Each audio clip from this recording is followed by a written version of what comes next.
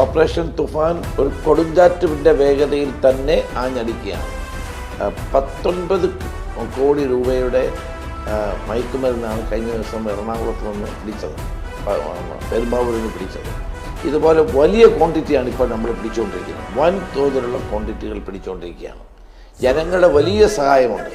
പണ്ടൊക്കെ ജനങ്ങൾക്ക് എവരെ പേടിയായിരുന്നു മയക്ക് മരുന്ന് കച്ചവടക്കാരെ. ഇപ്പം ജനങ്ങൾ തന്നെ ഇറങ്ങി ഇവരെ പിടിക്കുന്ന സ്ഥിതിയിലേക്ക് കാര്യങ്ങൾ എത്തുകയാണ്.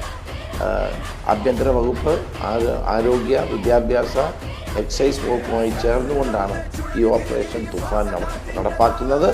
അതിൻ്റെ വലിയ തോതിലുള്ള എഫക്റ്റ് ഇപ്പോൾ സമൂഹത്തിൽ കാണാൻ കഴിയും. പക്ഷെ ഒരു കാര്യം മനസ്സിലാക്കണം, അന്താരാഷ്ട്ര മയക്കുമരുന്ന് ലോബി ലക്ഷ്യം വെച്ചിരിക്കുന്ന ഒരു സംസ്ഥാനം കേരളമാണ്.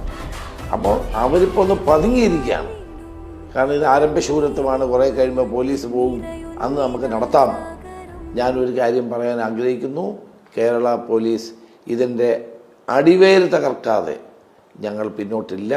ശക്തമായി തന്നെ കേരള പോലീസ് ഇതിൻ്റെ മുന്നിൽ നിന്നുകൊണ്ട് പ്രവർത്തിക്കും.